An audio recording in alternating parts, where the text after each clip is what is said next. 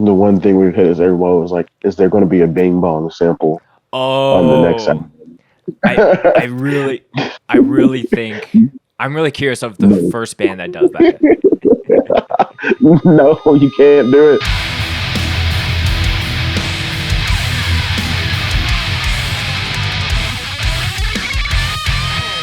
I just explained the entire history of Christmas. But it was boring, Huey.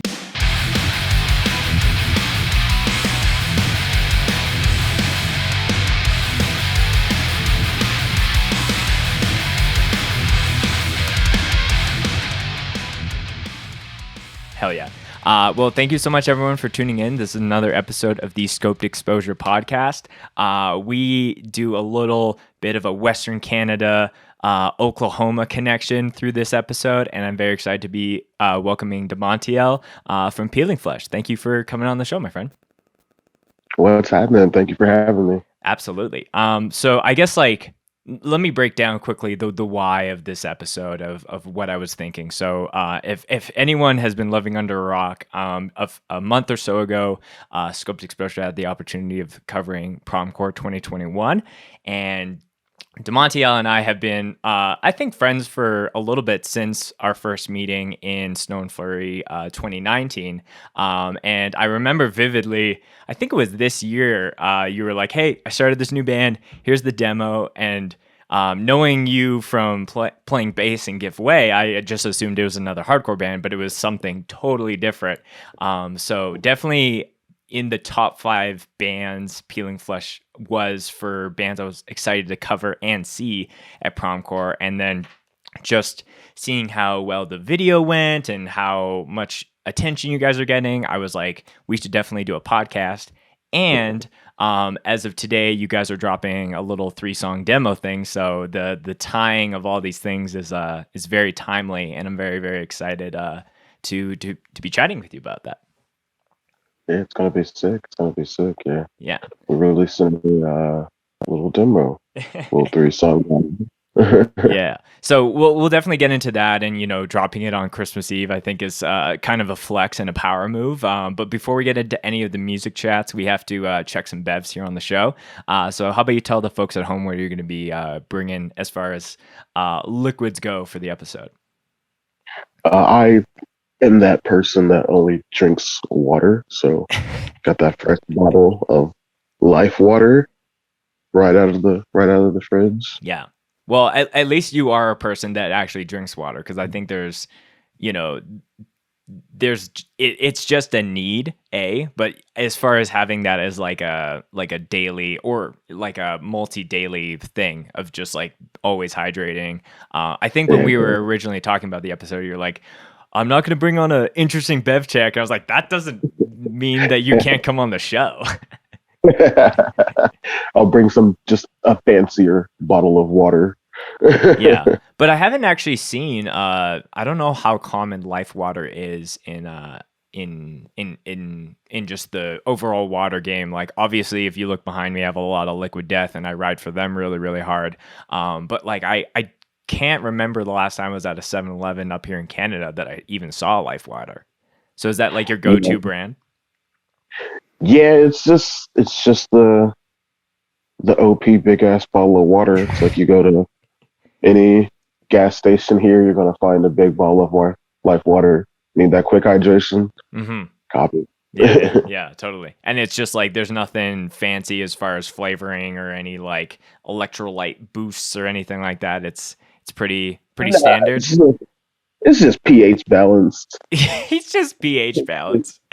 pH balanced electrolytes, purified water. So I guess it's a little fancy, but it's cheap too. Yeah. Well, that's good. Good choice for the show. And I'm just saying it for everyone. You don't need to have a fancy, agave, thing that you're bringing as far as bevs go on the show. Any bev of any kind is always welcome. Speaking of all the Liquid Death behind me, this will be the first visual podcast that people will see with kind of like this mountain that I kind of acquired. So I'm going to be drinking one of those today. But to keep it very Promcore-esque, I got this little Fox Lake koozie. I think This Let's is called a koozie, go. so I'm just kind of doing that combo. So shout out to Hip Hop Hardcore in Denver, and shout out to Peeling Flesh. Really excited to do this episode with you, my friend. Thank you very much. I actually love those guys. Shout out all the Colorado homies. Yeah. I'm very. I think Brandon came on the show in season 1, if I'm remembering correctly. Sometimes I'm like lose track of like how far along this podcast has been going, but yeah, very very sick band. But before we get into it, Damonteal, can you just tell me a little bit about your like heavy music or hardcore origin story? Because any new guest that comes on the show, I always like to get a bit of context about how they discovered this world and this style of music. So take me back in time and tell me about some of those moments for you. Man, I was that kid who was on MySpace too much. I was definitely on MySpace. I was from that MySpace era of just like metalcore and slam. I really had no preference if it was just good. I liked it. If it was the Chariot, if it was like I don't know, OG Oceano, if it was just anything. And then I got into hardcore through my local scene when I was like in high school and started going to local shows and just started from there. Mm. Yeah, and was that like, even just going to the origin of like were you just kind of going down the rabbit hole of MySpace and then you were finding it on people's pages, or were you going like band to band to band? It was a little bit of both. It was going to people's pages, seeing that profile song, being like, damn, this slaps. Also, that was like the era. That was the era of like the whole like heaviest breakdown in history videos, and you would just find bands to those, and it was a big rabbit hole to go down, but it was sick. It was sick. Yeah, it's definitely. I know those videos exactly, and I'm sure those are still going on to this day. But it was definitely one of those times where you're just like hearing the, like I feel like that's how bands like Whitechapel and Job for a Cowboy and some of those like kind of heavy hitters like really popped off. Suicide Silence as well. But yeah, like I just love the idea of like a best breakdowns in history, because like that's so subjective as far as like what actually would make that list. 2009 best in history. Yeah, exactly. Yeah, put a little like video player in like a museum and it just like loops on repeat. Since we're speaking of breakdowns, like as you're discovering all this new music, was there one breakdown or breakdown band, if we want to even broaden it a little bit, that like really stuck out to you? Ooh, that's a hard one. Probably just like, it's like OG Suicide Silence, Whitechapel, Kill Whitney Dead.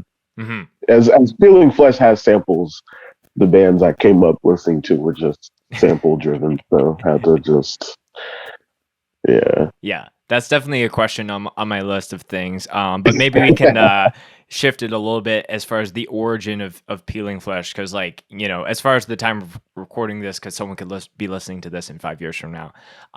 Yeah. Shout out to all the 2027 listeners, or 26, whatever those are. But as far as like the time of recording this, you guys are still a fairly new band, kind of, just kind of getting your name out there. But I feel like seeing how you guys are being talked about online, there's a lot of like people who are excited.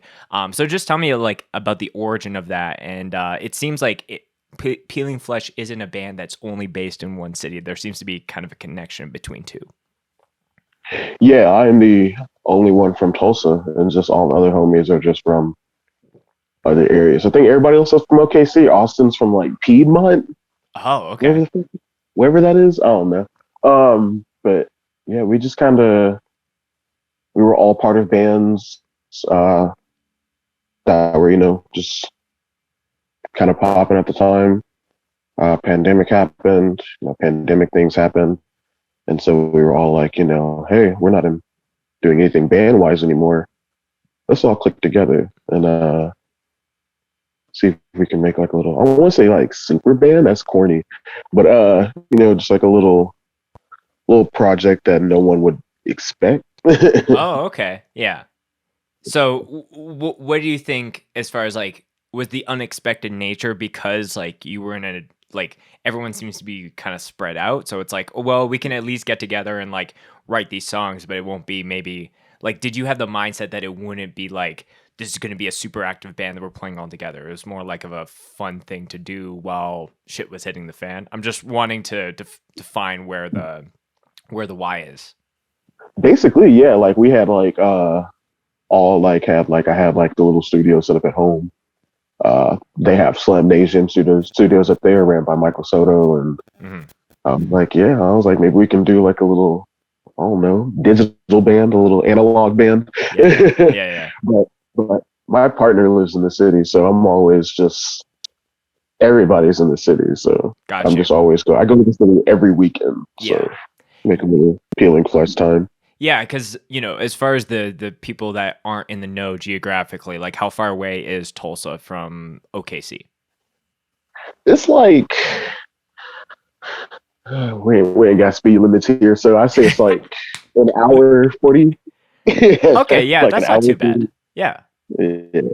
Yeah. Okay. So we got speed limits here. It's like everyone's got speed limits, but it's like everyone's like, oh, I'm gonna go 10 over. I'm gonna do this, but it's yeah. I think that is really interesting because you could be in totally different cities. I think the closest, I think the closest main like heavy music hub compared to Calgary is like Edmonton, which is like a 2.5 hour drive. So it's doable to kind of have members in other cities.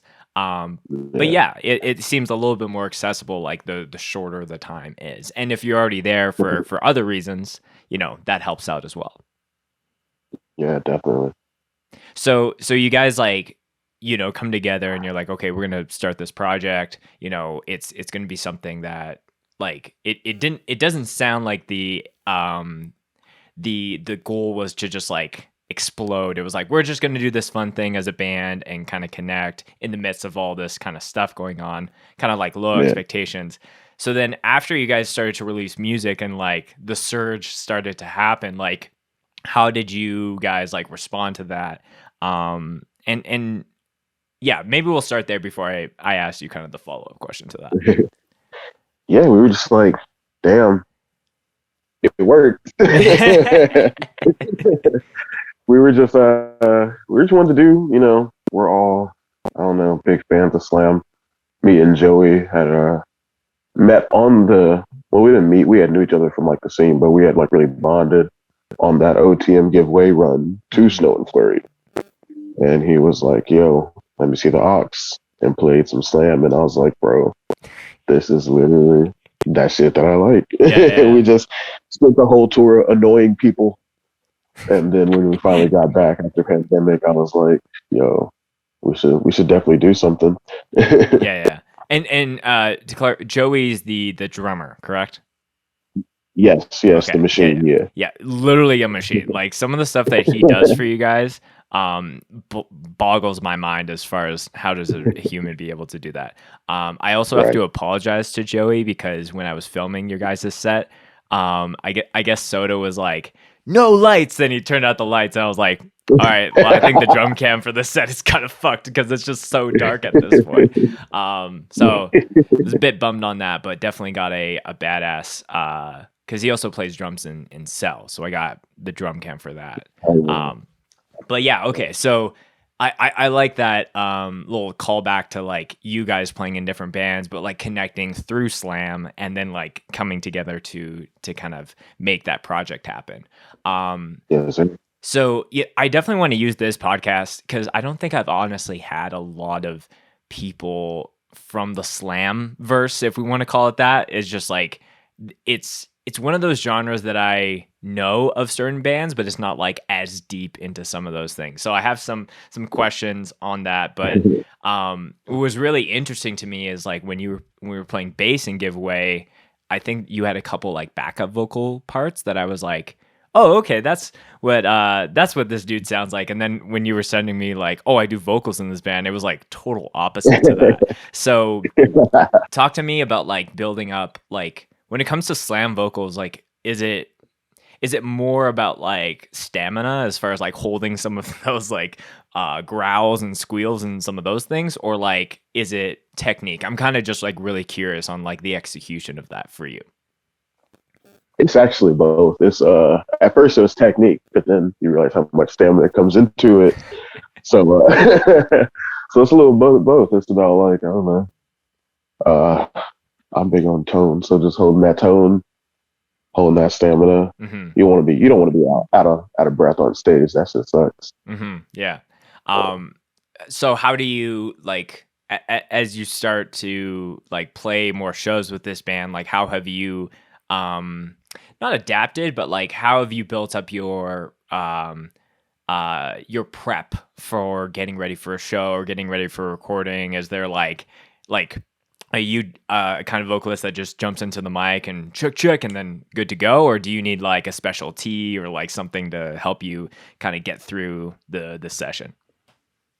I'll always vibe with some tea. If someone got like some throat coat or something, I'm like, hey, let me get some of that. Yeah. But no, it's just a whole lot of weed coughing beforehand. Make that throat nice and raw, and then hop in there. Yeah. Was there any like specific vocalists that, as you're like learning how to do that, like I think anyone that grew up with fans of heavy music always had that one friend who could do like pig squeals and like all that kind of stuff, and they're like, do it. So have you been doing that for a long time, or were you kind of just learning in prep for being in this band? And I'm curious if you took influence from anyone else. Yeah, no, I'd actually been doing it for a while. I was totally that friend. I was that friend. Yeah, that was me. But it was funny because like we made this band and everybody was like, cool, you're gonna be playing bass. And I was like, no, I'll be doing vocals. And everyone was like, damn, what do you sound like on vocals? We heard you, your other vocals. And even everyone in Peeling Flesh was like asking people like, we don't know what D sounds like. What does it sound like? Yeah, I've heard it with some bands where it's the first band that someone who's known for doing guitar or drums or bass or something else in the band, and it's their first. It's like, oh, how does so and so sound like? And sometimes it's like literally like they're in the studio about to press record for the very first time. They still don't know, and then it works out, and they're like, oh, thank God, this sounds amazing, That's literally how it was. They were like, okay, cool, yeah, we vibe with this. This is fire. Yeah. So you guys, as far as like how many shows you guys have played, like where does Promcore fall as far as like the number of shows that you guys have played? Ooh, I think we have like a good like still single digits, right? Yeah, like a good like maybe four or five of them things at the most. Oh, like, okay.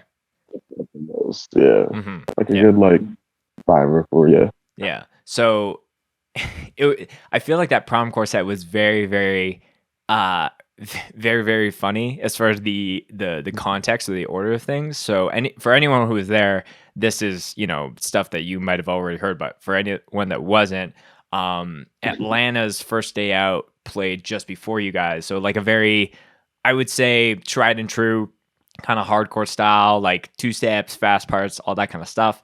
And then I remember when you guys were setting up, and then Soto like jumped on the mic and he was like, yo, this next thing is not like that at all, but like I don't know if he was like panicking that people weren't gonna vibe with it, because like as soon as you guys started playing, like people were going the fuck off. So how was that set for you, like being maybe one of the more recent ones that you guys have played? Nah, yeah, it was cool. It was lit. We kind of got that whole like thing where we can play many shows. Like our first show was with St. Wiesgebog, standard death metal show. We had bands from Oklahoma that were death metal as well. But we have like a little thing we can switch the set list up and make it, able to be played at a hardcore show. Yeah. And Soto. And that's just Soto. Soto's just Soto's hype man 3000. So he's just like, hey yo, vibe with this shit. Yeah, that's a perfect way of explaining him. There's Power Man 5000, and then there's Soto Hype Man 3000. Like he's Yes, definitely sir. he does a great job of it as well. So I can't even knock him for it. Yeah. You know, you were kind of bringing up some of the other shows that you had played. What one of the questions I have here, because I think I think Oklahoma is kind of known for this as far as like promcore as well, as far as like really embracing multi genre kind of shows, or you know the bands that are from Oklahoma aren't necessarily like in one lane as far as music genres go.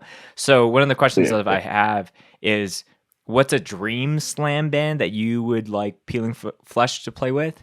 And what's a dream hardcore band that you think would make sense to have you guys play with? Because you see, you know, and you don't have to use these guys as your choice. I'm just using them as an example. Knocked Loose taking out Yeah. Gate Creeper is one of those like Yeah. bridging of worlds in a way. But I'm just kind of curious if there's like, if we're playing the slam show, this would be a dream. But if we're playing like a bigger hardcore show, this would be a dream as well.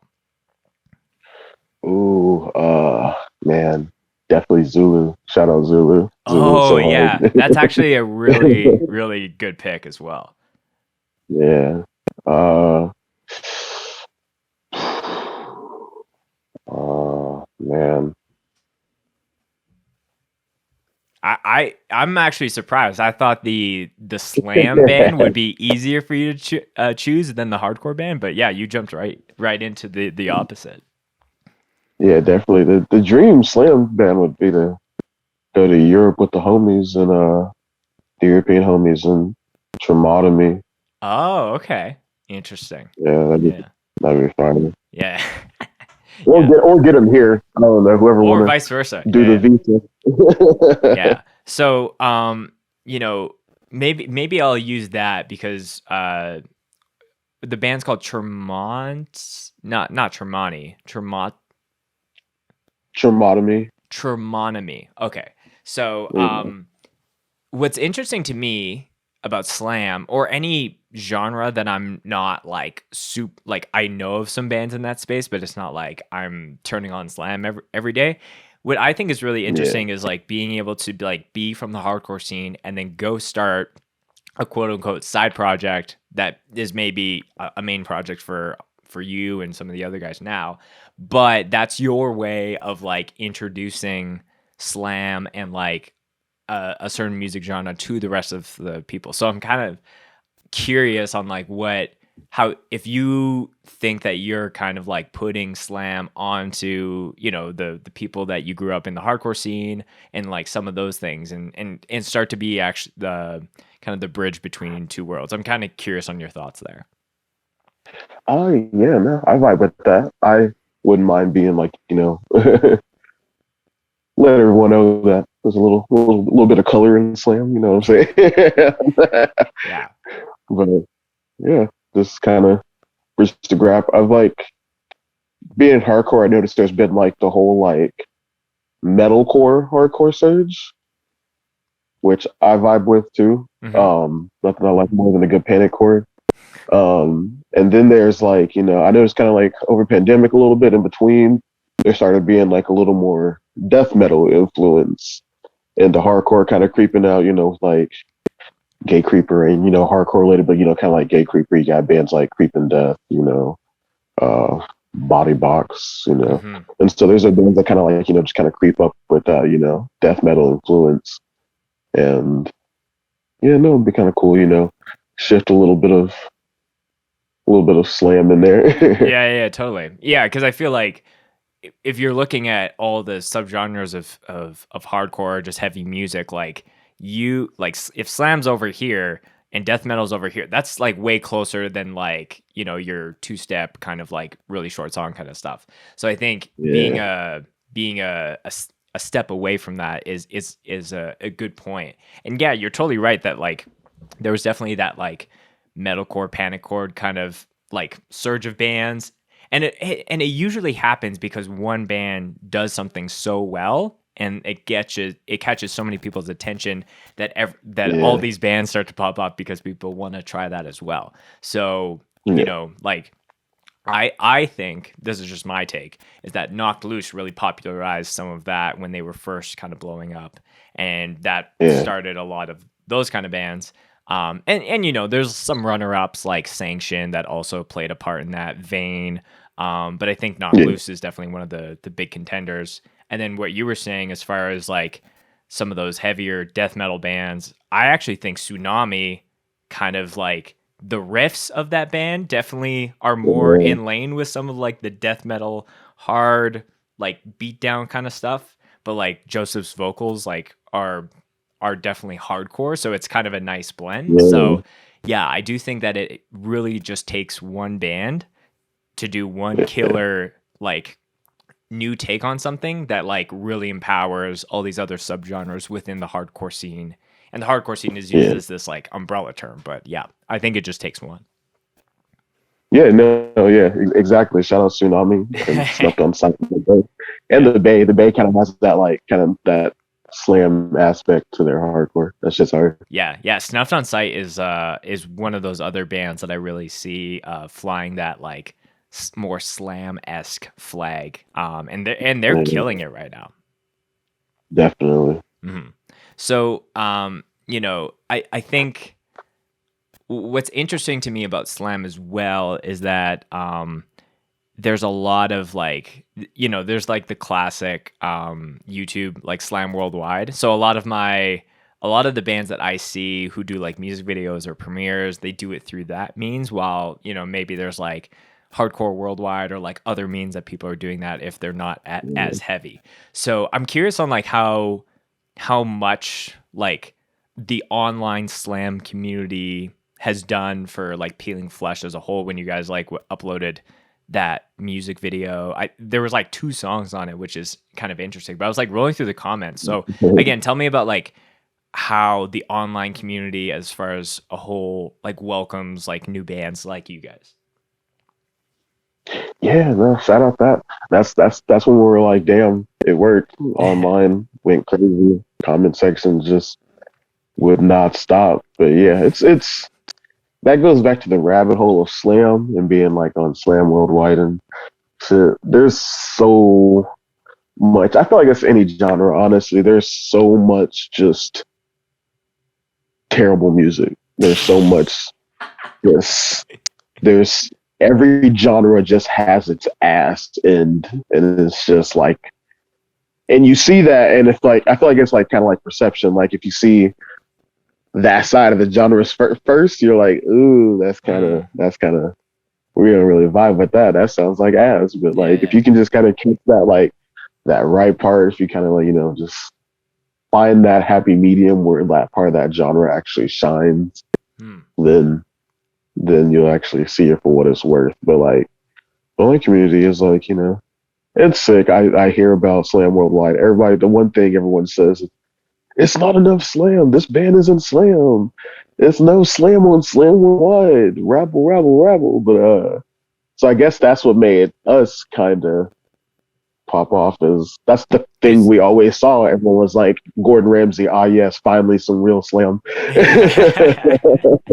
Everyone was like, ah, yes, finally some slam on Slam Worldwide. And I was like, damn, that's all we had to do. Yeah. Well, yeah. Okay. So that's really interesting because I've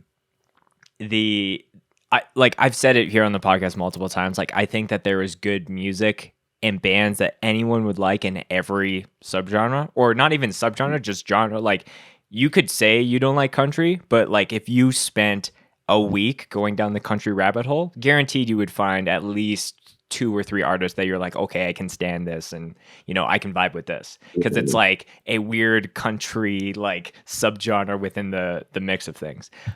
So I say that for slam as well. I say that for hardcore, for pop music, rap, whatever you're maybe not as versed in. What's interesting is you mentioning like, so there's that, but then there's the opposite where there's like there's thousands upon thousands of hardcore bands. There's thousands of like slam bands.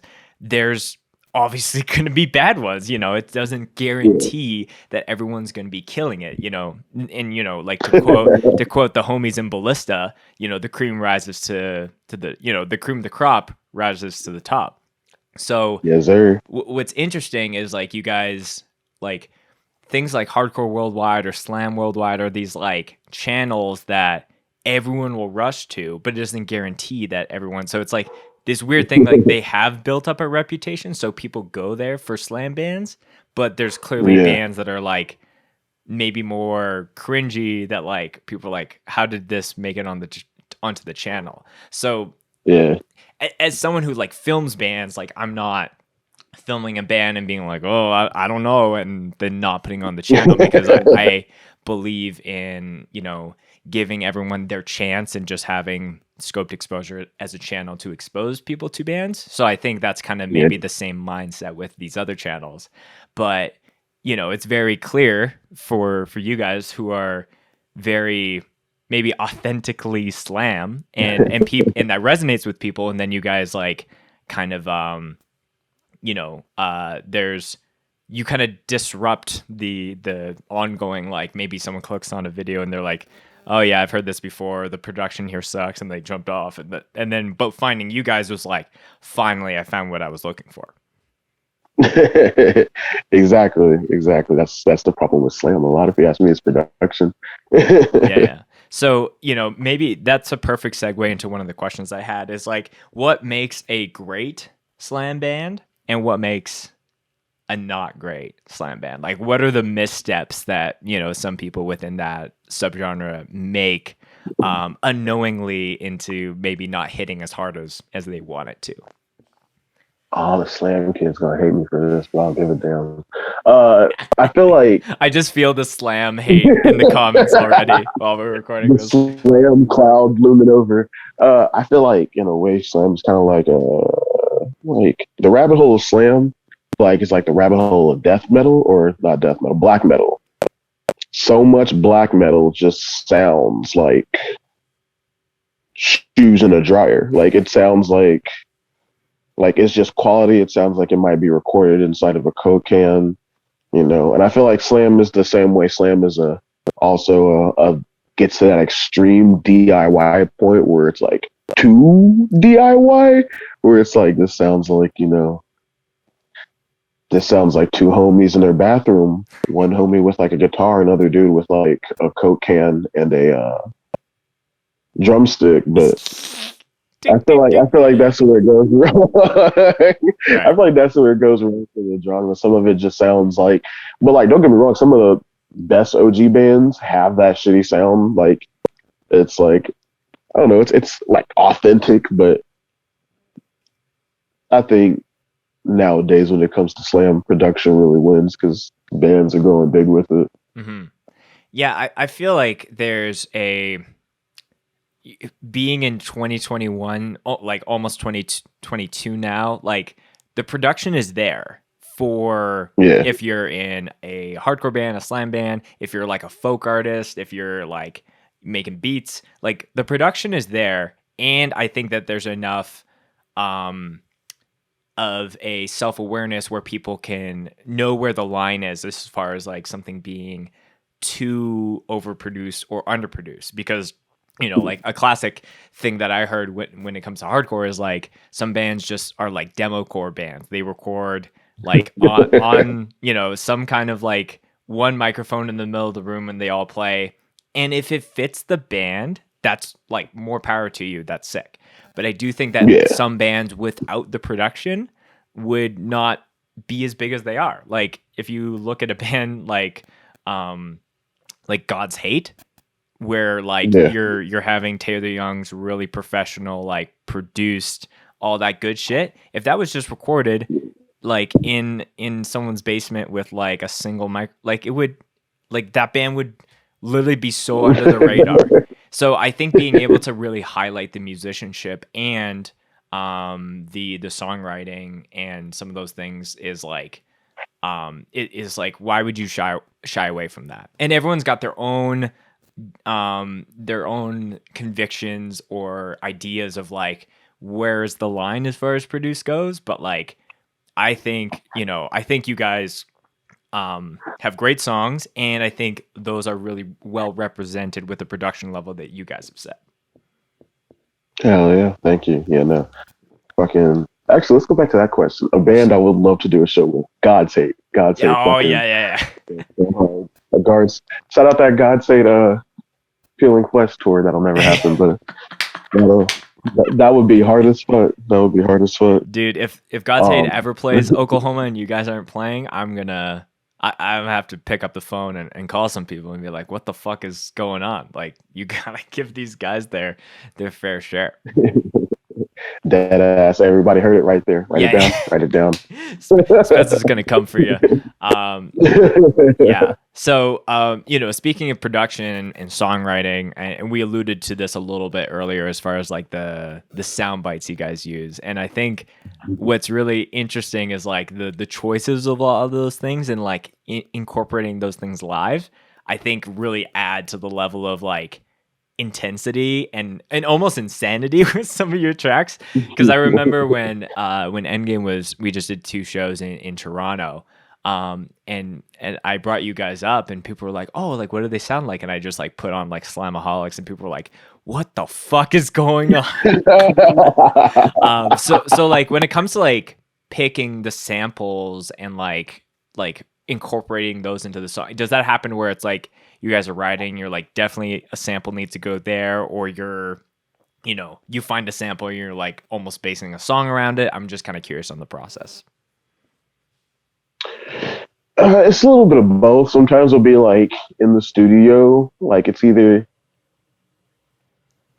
me or Soto who are always like, nah, that's a sample. That's a sample. It's kind of like one of those things where like we hear a sample, we hear something in just anything, and we're like, that needs to go in a song. But most of the time, most of the samples are just old ass like movie samples that are just hood movies, just low budget ghetto ass movies. Like fucking everyone's always like, damn, what sample is that? And I'm like, really? That's such a common sample on my block, but right. I can understand how like the fucking the beginning of Slamaholics is Don't Be a Menace in South Central. And I feel like that's like a super common movie, but like that's the one everyone's like, okay, hell yeah, their album starts with Don't Be a Menace in South Central. That's hard. That's right. The one everybody knows. Can you clarify, and I don't know if this is actually in your guys'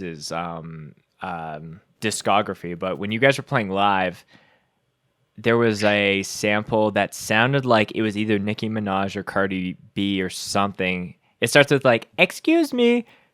Who is that? Because I still keep going back and forth about who that is. That's Boondocks. That's the cartoon Boondocks. That's okay. It's definitely like a close connection there. But like as far as like where you're drawing these things from, that makes total sense. But it's it just had that very like coronavirus, like that kind of like sound to it, that tone. Yeah, the whole Jesus is black, Ronald Reagan is the devil thing. Yeah, totally. Really and like these samples that you are like placing into the songs aren't necessarily like tied to like what the song is about. Like it's more about like just adding the emphasis to the music and like making that part really hit. Or am I off base there? No, it's definitely how it is. When we first started off, like a few songs from like little Slamaholics mixtape that had like some of the samples were kind of themed with it. Sure. If you know what's happening, like if you know what's happening in that movie sample that's playing, you'd be like, oh, I get why this song is named that. Okay. Yeah. We kind of strayed away from that and kind of just popped off and kind of just any sample that we liked, we're feeling at the time from that. Yeah. That mind bank. The mind bank. That's right. Yeah. I feel like Endgame, or at least my band has done a similar thing where like a lot of the stuff on the demo, there were like similar things were tied to like the song. But now it's like I'm thinking about like when when Trinity from like the Matrix has like the gun to like the agent's head and says dodge this. I'm like, oh my gosh, that would sound so good somewhere like just really shortly placed in the middle of a song. So I think that sometimes there is a nice way where you can like play to a song name, but I think that there is power in just being able to like have a really ignorant or like something really sick to make a breakdown or a next part like really hit. Yeah, it's all like low key, like inside jokes, basically. It's all shit that made us go ha ha ha, and so we're like, yeah, let's put that in a sample. Yeah. But the Matrix would be one of those things.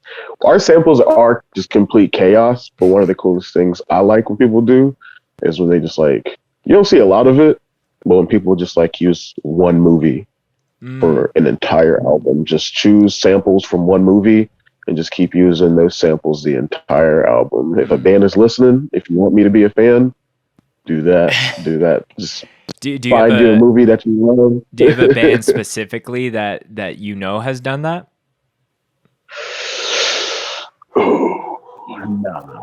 Nah. I can't think of one. That's big brain shit. I can't think of a band like band that's actually committed to just one movie and whole album. I feel like you would really need to commit to like more of like a series versus one specific movie, unless the movie is just packed full of like different things. This is like very very big brain stuff, but there's this. How do I even explain this? Okay, so there's this band, air quotes that I'm saying here, called Tony X Montana, which they're from Miami, again, air quotes, and they only play this, like literally like it's happening tonight, ironically. They only play Regina, Saskatchewan, and I'll tell you some of this after because I want to keep the secret alive because I literally have gotten DMs from people being like, is this band actually from Miami or are they just like local dudes? I'm like, you never know. But so their entire band, as far as what the songs are about and different samples, are only based around like the Godfather series. And so like their singer will like be like, this song is about this part in the movie where Tony kills blah blah blah and just like all this kind of shit. It's like one of my favorite like hardcore meme things that I've seen, and I think it's so buried in like the overall like guy in the pit getting hit in the beer with a beer in his hand from the MHK song. I'm like, just have you heard about Tony X Montana? Like I got 2 sets of it on the Scoped Exposure channel, and they just talk about the Godfather. So, but I do agree. Saying Tony Montana's from Scarface. Oh, okay. So sorry. Thank you, Jordan, for correcting the record. So it's from saving you from the comment section. Yeah. I wasn't gonna say nothing. I was gonna let you burn. Oh, okay. You're gonna do that to me. It's I will say that like neither movies I'm like super versed in, but yeah, it thank you, Jordan. It is Scarface that all the songs and movies, not movies, band is kind of based around. So I'll definitely send it to you afterwards because it's definitely a laugh and a half. I will say that. See, yeah, like that's exactly like movies like that. I feel like movies like The Godfather or Scarface. I feel like you can totally just recycle samples from. With so many, just find you a movie with so many quotes, so many just beastie ass quotes, and that's all you gotta do. I'm like, I don't care what anyone says. Like, I'm very pro samples in heavy music. Like, and I love when something I don't like is rehearing the same sample on like another band's thing. And it's not because like the first band claimed it. Like no one's claiming these samples. If anything, it's the people that own these like, movies and different things that actually have ownership over it. But it's what's interesting is I like when people be really creative with it, like clearly what you guys are doing, and kind of going into like into that world where maybe it's not as used, and then finding those moments to really use it. Because yeah, it doesn't need to be like the same rocky inspirational thing if you're like kind of like a posy hardcore band or anything like that. Like I think like when Endgame did our demo, we had a sample from Fast and Furious, The Watchmen, Alien, and I'm forgetting the last one. I think it's okay. It's The Godfather, right? Where he's like, "Say hello to my little friend," right? That's Scarface. Oh, that is Scarface. Oh. There's 2 Scarface sins on this podcast already. I think I just get those 2 movies mixed up, but maybe now is the time that I actually sit down and I watch both so I can fully understand it. But anyways, movie, mafia movie, same thing. Yeah. But yeah, I think it's really cool to be able to like pull those from like unknown places. I think that's my very long wind of saying that.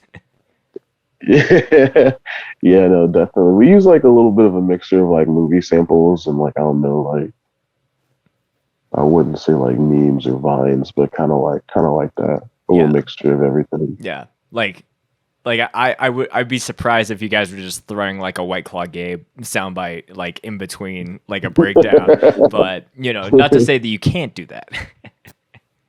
The one thing we've hit is everyone was like, "Is there going to be a Bing Bong sample?" On the next album. I really think I'm really curious of the first band that does that. No, you can't do it. Yeah, you can't do it. I love Side Talk in NYC, but the Bing Bong shit definitely set us back comedy like a good 2-3 years. Yeah, I feel like I feel like memes are a very weird thing when it comes to like sampling, because it like things will explode and you think it's gonna like go forever. Like I think White Claw Gabe is actually one of those things that has longevity. But if people were like, "Oh, I'm gonna sample the Island Boys," it's like, whoa, like pump the brakes a little bit and just see where that goes. And that has totally like went into the ditch. So I think that is funny. So as far as the time of dropping this episode, you guys will be dropping like a 3-song, new demo. As far as like, what was the why behind dropping it on Christmas Eve of all days? Like, was it just like, no one's going to be dropping stuff on that day? Man, I think it's just because we didn't want to drop nothing on Christmas. I understand dropping something on Christmas. Like, I feel like you dropped the Peeling Flesh thing on Thanksgiving. I feel like that was fire. Everyone could have just sat around full as fuck of whatever food, whatever. I totally forgot that I dropped that on. I totally forgot that was on American Thanksgiving.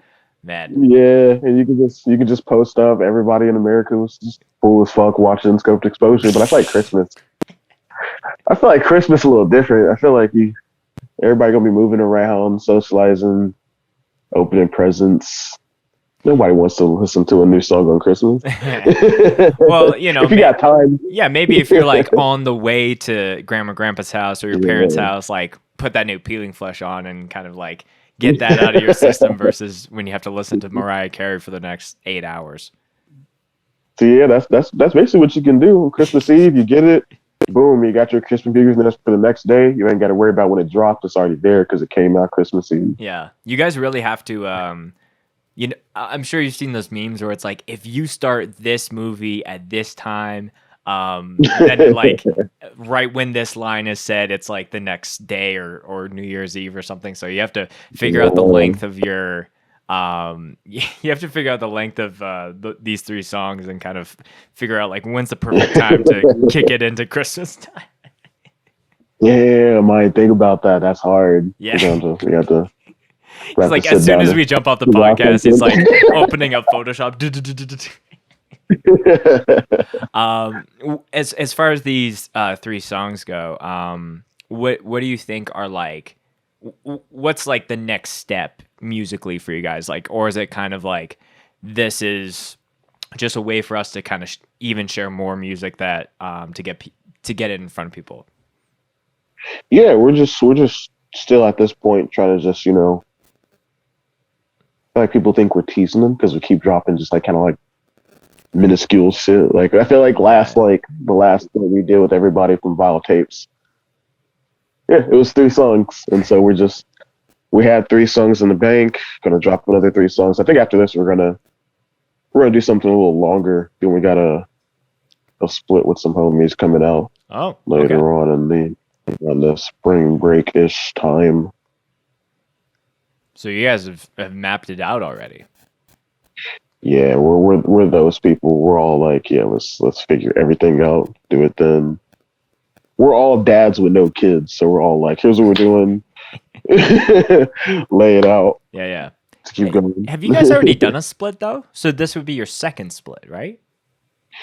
Yeah, we did like a record label split with like some like one of those things. Mm-hmm. Kind of a compilation without a compilation, you know. Yeah. It's kind of like a 4-way split with a bunch of people within the same like record label universe. Okay, gotcha. Yeah, we all had like 3 songs. Yeah. Is this second split? And I know we're kind of, you know, we're dropping this to promote the 3 songs, but we're looking a little bit more into the future. Is the intention with that split with a specific band that's maybe in an entirely different geography, or like you don't have to tell me specifically, I'm just kind of curious if there's more of like a different kind of strategy with that split versus the first one? Ooh, I'm gonna hold out on that one. I'm gonna plead the 5th. No, that's fine. I'm gonna plead the 5th. I'm gonna plead the 55th. 1, 2, 3, 4, 5th. Yeah. I'm gonna plead the 55th Street. Yeah, that's gonna be a fun one. Keep everybody on their toes for that one. Yeah, I appreciate you like pumping the brakes there, because it's always that thing where it's like people can decide what they want to share and what they don't want to on the podcast. But you know, if there's something you don't want to talk about, this is for all the future guests who are coming on. Just say I plead the 5th, and we're like, okay, move on to the next thing. No, but I mean, it'll be sick. It's this band with like a band everybody fucks with. Yeah, it's gonna be cool. It's gonna be sick. You got me hyped. So, so you know, these 3 new songs. Is there anything specific that you guys did different with those songs compared to last stuff? And that could be anything with your vocals or just like songwriting, choosing different samples, anything like majorly that people are gonna be like, wow, okay, this is the next step for this band. Oh yeah, everybody got new guitars. Everybody got the BC riches. so now it's definitely a difference in tone. It's crunchier, it's fire. Joey's still just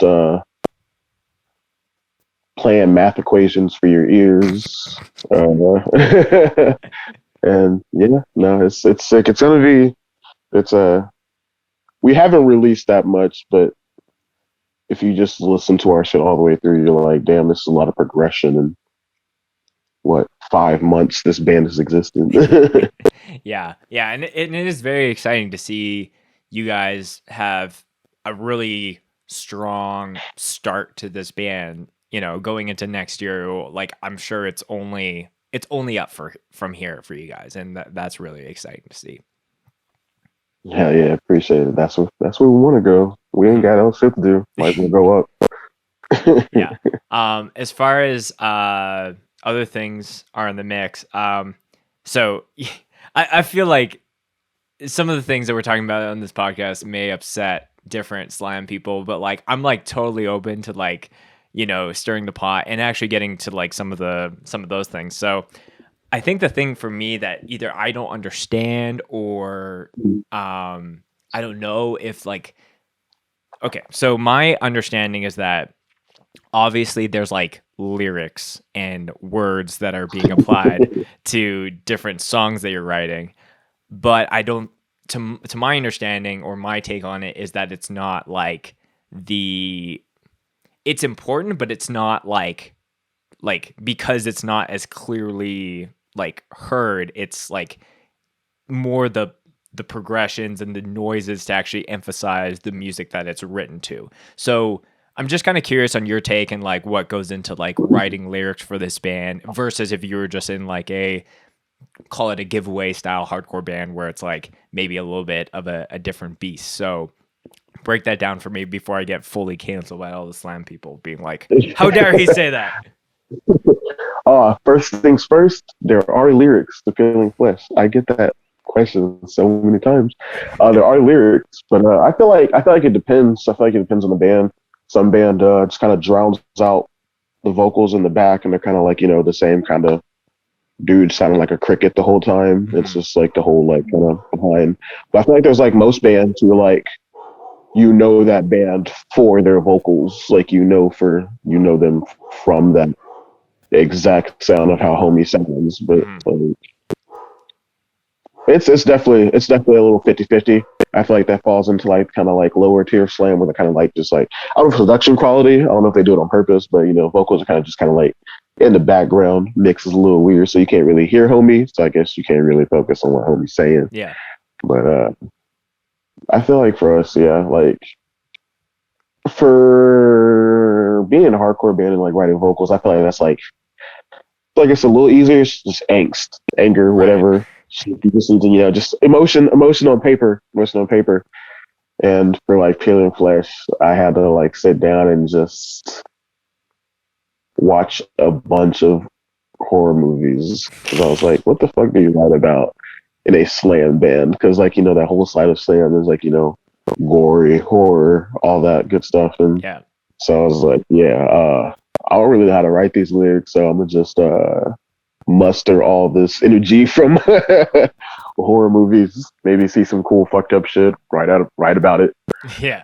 But that's basically how it is. Just kind of put your mind in that place. Yeah, and I knew for sure that like I feel like the percentage of bands that exist with music online, it's probably 1 to 5% are like, we actually don't have lyrics. Like that would to assume that for an entire genre would be ludicrous. So obviously, like I knew that there was lyrics. It's just what's interesting is that it's one of those things where it's like you were saying, it's kind of a 50-50 where it's like I'm not trying to have it as clearly enunciated because I still want it to hit, and like the tone and some of those things are more important. It's kind of like a flipping of a coin at times. But what I find interesting is like it opens up, it kind of forces people to be like, oh, okay, well, if I actually want to know what this song is about, then I can go and find the lyrics and read them. And then people who don't want to do that can just like enjoy it just for the music as a whole itself. I think I tried to go on your guys' Bandcamp, but I was like trying to look for the lyrics for some of the stuff. But I think it was the latest release was like through a label, and I guess they didn't upload the lyrics. I don't know if you like just didn't send them. I have met some vocalists that are like, I don't upload the lyrics to my band's music. Yeah, if we have the chance to upload them, we usually upload them, but if not, it's probably just through the label. Homie probably just didn't want to put that many lyrics for that many bands. Yeah, no, that's fair. So it sounds like you inspired yourself by like looking up like certain movies, and maybe this kind of connects back to some of the things you were talking about earlier about like, pulling all your samples from one, movie series or something like that. Has there been like one genre of movie, not genre because we're staying in the horror category, but if has there been one movie or movie series that has really helped you with writing some of your lyrics? Oh,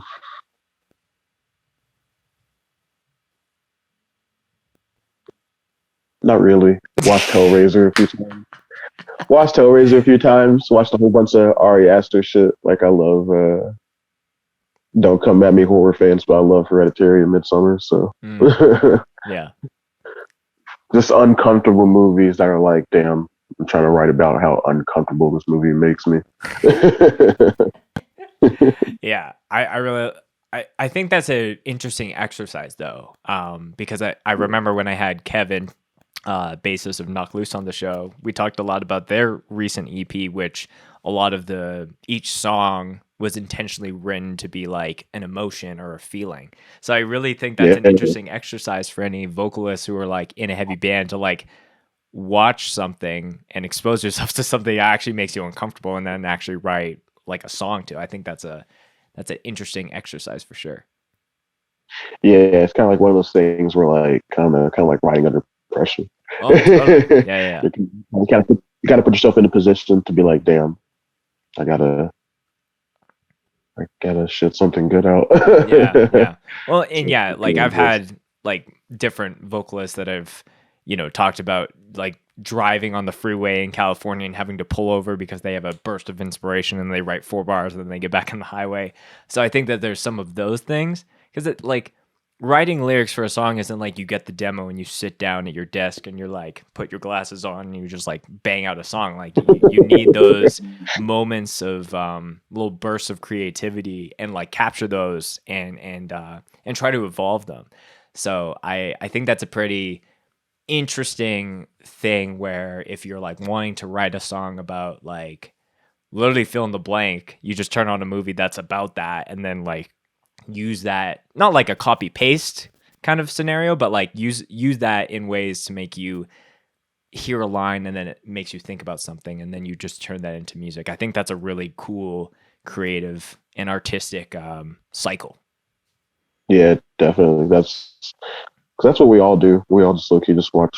We're all just big horror movie fans, and so we'll just be talking about how crazy something is. And I'm like, that would sound fire in a song. I'm just saying.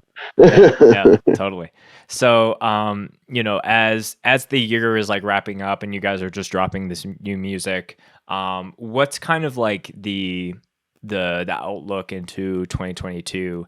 And, everything is still in that question mark of like being able to like, something gets booked and then, the world says no or things like that. But what are you guys' hopes and plans going into, okay, now this band is like is known, quote unquote, throughout like different slam communities and things like that, but now we actually want to get in front of people. What's your guys' game plan for that? Man, we're just trying to get out more. We're just trying to just go tour as much as we can. Definitely trying to hit up Canada at some point. Yeah, trying to get up there. Yes, sir. Trying to get to Canada, trying to get to Europe, trying to tear across all the US.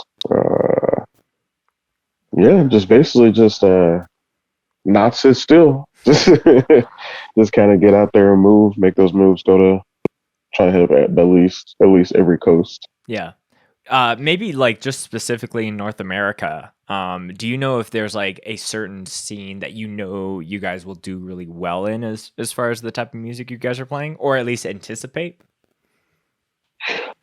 Yes, like the Bay, Cali, like bands like Snuff, the bands already have like that kind of slam oriented style. We're actually going on a run through Texas with Snuffed on Sight and Sandy Slip, and Texas is perfect for that because Texas is just death metal state, and so that's gonna be fun as fuck. That's very, very cool. I'm guessing that's sometime in the new year. I feel like it would be a death sentence for any band to tour during the week after Christmas into the new year. Right.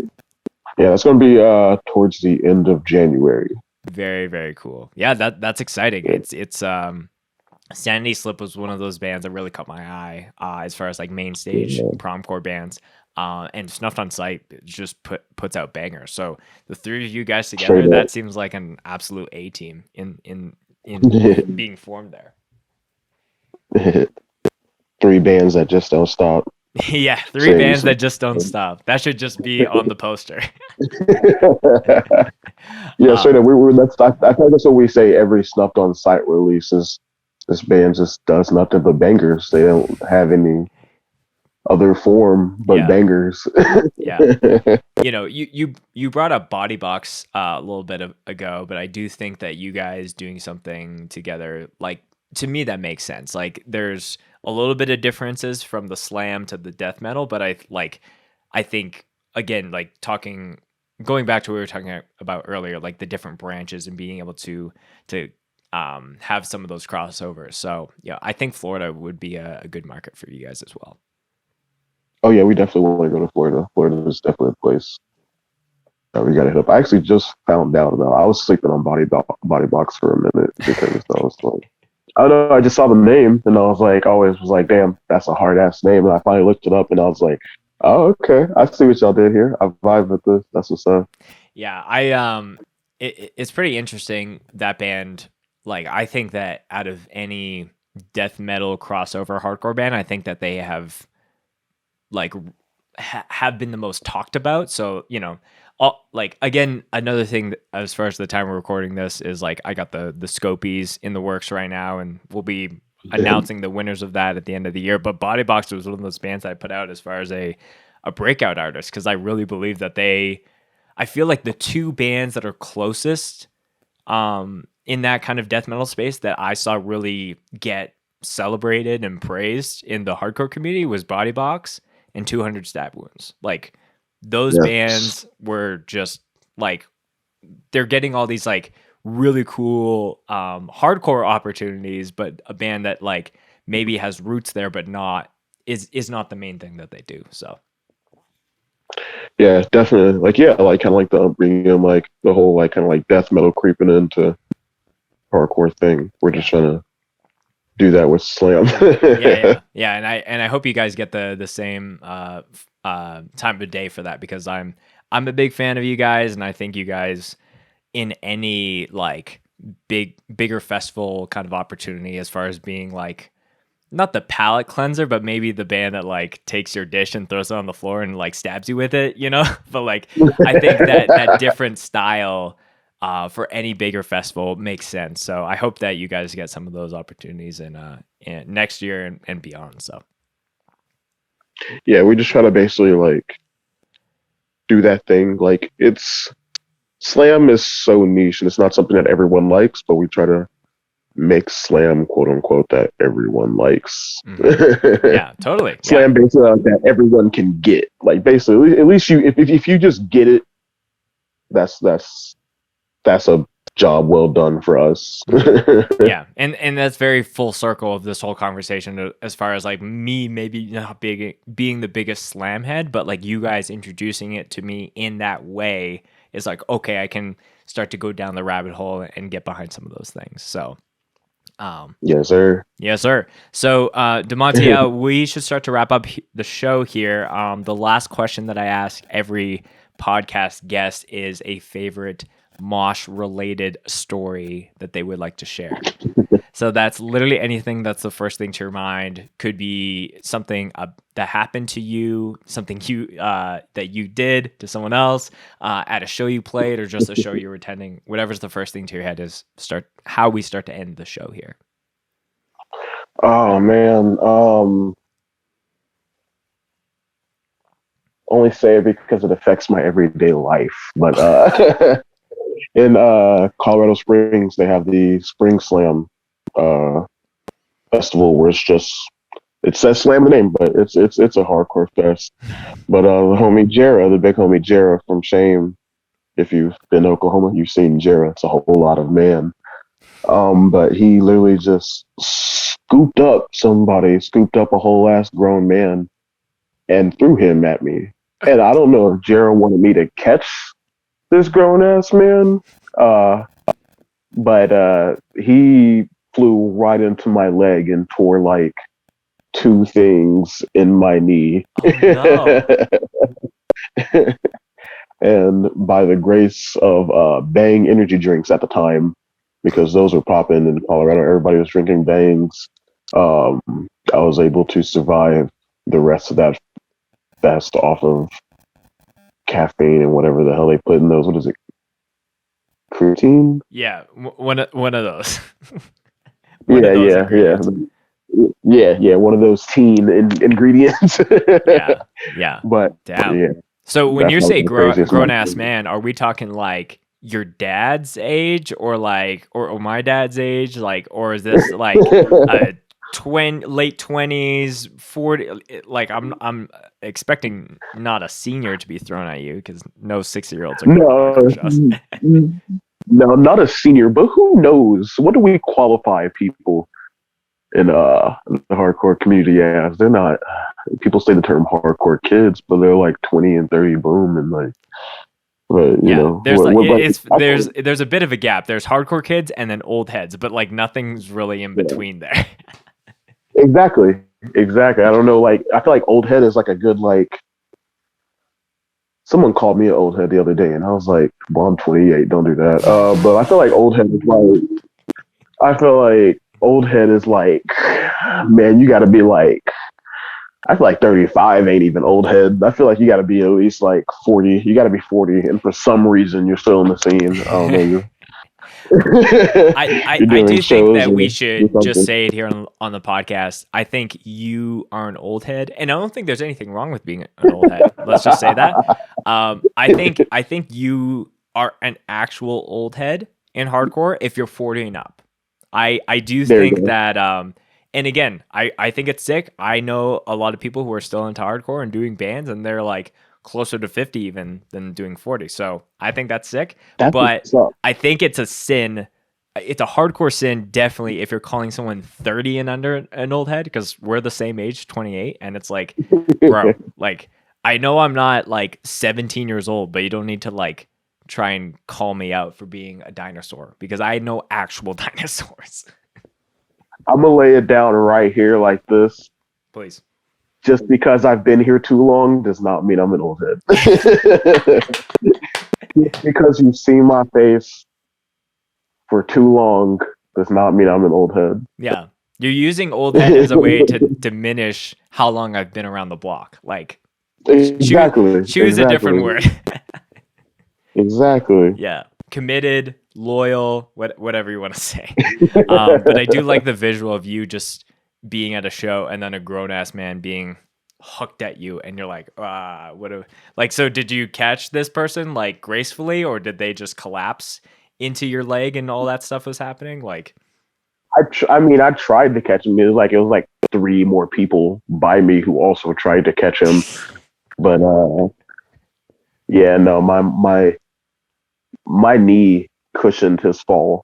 And you were saying that is something that you deal with still, like it's either not healed properly or like something's kind of affecting you still. Is that why you brought up that story? Yeah, no, my knee is like perma-wrecked from that. Like, I guess, I don't know, maybe ligament didn't heal right or something, but I mean, you saw me at prom, Cora. I'd be chill. Oh yeah, you were not holding back. You know, you fooled me as far as having any ailments or anything like that. On the inside, I'm broken. I promise. I'm just looking forward to when we have tech where people can have like cybernetic arms and legs, and it's like totally normal and almost like badass. Like, Imagine shows with cyborgs. Oh yeah, that's actually a very terrible thing. It's like, imagine just getting hit with like by some T-1000 looking ass dude. You just get hit with you just get spin kicked by the Darth Maul like metal like clampy legs, and you're just like, I actually need to go to the hospital now. You get hit in the chin with like some dude's like vibranium elbow and everything. Yeah, no, I'm good on all that. Oh my gosh. I never even thought of it that way, where it's just like people's like robot arms like are getting kicked off and then people are gonna have to like reattach it in the middle of the band. Like if I ever see that in hardcore, I think I might have to like be like, okay, I think it's over for me. I'd be like, that's crazy. That's crazy. Yeah, it's time to wrap it up.